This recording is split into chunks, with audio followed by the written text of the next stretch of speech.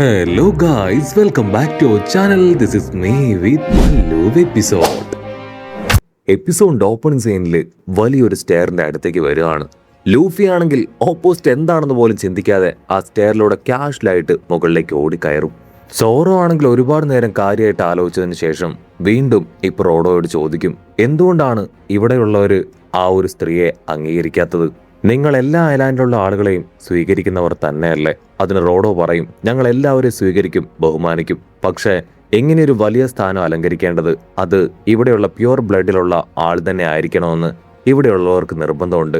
So അതിനെ ചൊല്ലി മുൻപും ഇവിടെ തർക്കങ്ങൾ നടന്നിട്ടുണ്ട്. അതുകൊണ്ടാണ് അവരെ ക്വീനായിട്ട് ആരും തന്നെ ആക്സെപ്റ്റ് ചെയ്യാതിരുന്നതും അതുപോലെ തന്നെ ഇതുവരെ ഹൈറുദ്ദീന് ഇവിടുത്തെ കിങ്ങായി മാറാൻ കഴിയാതിരുന്നതും. സത്യത്തിൽ ഹൈറുദ്ദീൻ അങ്ങനെയുള്ള വലിയ വലിയ ആഗ്രഹങ്ങളൊന്നും ആഗ്രഹിച്ചിരുന്നില്ല എന്നതാണ് സത്യം. നാമിക്കാണെങ്കിൽ ആ കാര്യങ്ങളെല്ലാം കേൾക്കുമ്പോൾ ഒരുപാട് ദേഷ്യം തോന്നും. നീയും ആ കൂട്ടത്തിലുള്ള ഒരാൾ തന്നെയല്ലേ? അതുകൊണ്ടല്ലേ ഹ്യൂമൻസ് ആയിട്ടുള്ള ഞങ്ങളെ നീ ഒരുപാട് ബുദ്ധിമുട്ടിച്ചത്? ഞങ്ങളെ കൊല്ലാൻ പോലും നീ ശ്രമിച്ചതല്ലേ? സോ നീയും ശരിക്കും ഹൈറുദ്ദീനെതിരല്ലേ ചോദിക്കും. അത് കേട്ട് റോഡോ ആണെങ്കിൽ ഞെട്ടുകയാണ്. അവൻ വീണ്ടും നമ്മുടെ ആൾക്കാരോട് സമസ്ത അപരാധത്തിനും ക്ഷമ ചോദിക്കുകയാണ്. അപ്പോഴായിരിക്കും സോറോയ്ക്ക് മറ്റൊരു കാര്യം വല്ലാത്ത സംശയം തോന്നുക. ഹൈറുദ്ദീൻ അവൻ പ്യുവർ ബ്ലഡ് അല്ല എന്ന് നീ പറയുന്നു, പിന്നെ എന്തിനാണ് ഷിപ്പിന്റെ മേലധികാരിയായിട്ട് നിങ്ങളുടെ ക്യാപ്റ്റനായിട്ട് അവനെ വെച്ചിരിക്കുന്നത്? നീ അടക്കം അവന്റെ ടീംമേറ്റ് അല്ലേ? പക്ഷെ ഒരു കാര്യം ഞങ്ങൾക്ക് മനസ്സിലായി, നിനക്ക് ഹൈറുദ്ദീനെ കുറച്ച് ഇഷ്ടമാണ്. അതിന് കാരണം എന്താണെന്ന് ചോദിക്കും. അപ്പൊ അവിടുന്ന് അങ്ങനെ കട്ട് ചെയ്ത് ഒരു ഫ്ലാഷ് ബാക്ക് കാണിക്കും. ഫ്ലാഷ് ബാക്കില് കുഞ്ഞൻ റോഡോ പയ്യനെ ബാക്കിയുള്ള ജയൻസ് കുട്ടികളെല്ലാം തന്നെ ഒറ്റപ്പെടുത്തി അവന് അവരുടെ അടുത്ത് നിന്ന് മാറ്റി നിർത്തിയിരുന്നു. ഒരുപാട് വിഷമത്തിൽ ഒറ്റപ്പെട്ട് ആരുടെ അടുക്കൽ പോവാതെയാണ് അവൻ ജീവിച്ചു വന്നത്. അവൻ ഏറ്റവും ഇഷ്ടമുള്ള കാര്യം പെയിന്റിങ് ചെയ്യുക എന്നതായിരുന്നു. അങ്ങനെ ഒരു ദിവസം വളരെ ശാന്തമായിട്ട് അവൻ പെയിന്റ് ചെയ്തുകൊണ്ടിരിക്കുമ്പോഴാണ് സാക്ഷാൽ ഹൈറുദ്ദീൻ അവിടേക്ക് വന്നത്. ആളാണെങ്കിൽ അവന്റെ പെയിന്റിങ് നോക്കി അങ്ങനെ അല്പനേരം അതിലേക്ക് തന്നെ നോക്കി നിന്നു.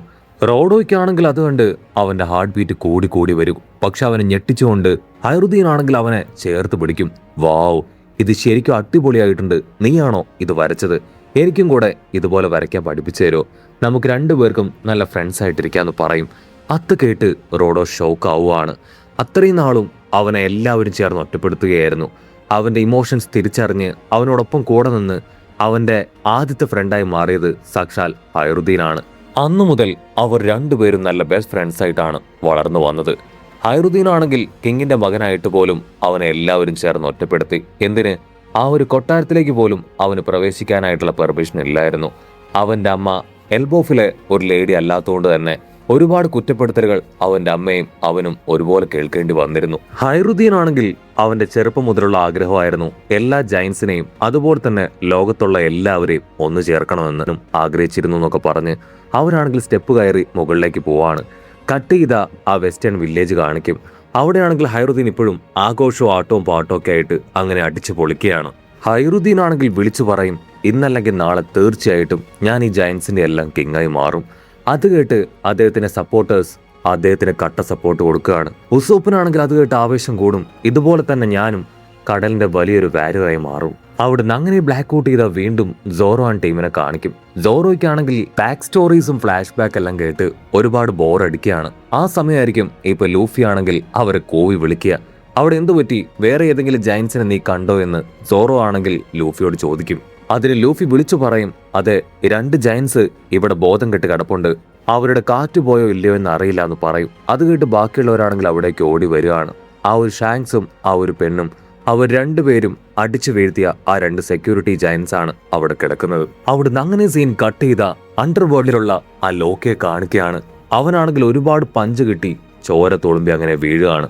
ആ കുങ്കോ അവനെ പിടിച്ചു വലിച്ച് ഇടിച്ചുകൊണ്ടിരിക്കുകയാണ്. അങ്ങനെ ഒരു ട്വിസ്റ്റ് ലോക്കി കരുതിയതല്ല. കുങ്കോ ആണെങ്കിൽ ഫുൾ കലിപ്പിൽ ദേഷ്യപ്പെട്ടു പറയും, ഒരു ഗോഡായി മാറാനാണോ നീ ആഗ്രഹിക്കുന്നത്? നിനക്കിപ്പം ഞങ്ങൾ തന്ന ഓപ്പർച്യൂണിറ്റി പോലും നീ അർഹിക്കാത്തതാണ്. എന്നിട്ട് എത്ര ധൈര്യം ഉണ്ടെങ്കിൽ അഹങ്കാരത്തോടു കൂടെ നീ ഞങ്ങളോട് സംസാരിക്കും? അവളാണെങ്കിൽ വീണ്ടും ആരോസ് ഉപയോഗിച്ചുകൊണ്ട് അവനെ അറഞ്ചും പുറഞ്ചും തല്ലി തല്ലി കൊല്ലുകയാണ്. വേദന കൊണ്ട് ലോക്കിയാണെങ്കിൽ പുളയും. ലോക്കിക്കാണെങ്കിൽ അവന്റെ ഓപ്പോസിറ്റ് ഉള്ളവരുടെ പവർ എന്താണെന്നും അവരുടെ വില എന്താണെന്നും അറിയില്ല. അതുകൊണ്ടാണ് അവൻ അപ്രകാരം സംസാരിച്ചത്. അവരാണെങ്കിൽ വീണ്ടും അവനോട് ചോദിക്കും. അവസാനമായിട്ട് ചോദിക്കുകയാണ്, നൈറ്റ്സ് ഓഫ് കോഡ്സിൽ നീ ജോയിൻ ചെയ്യുന്നോ അതോ ഇല്ലയോ? ഇത് നിന്റെ ലാസ്റ്റ് ചാൻസ് ആണ്.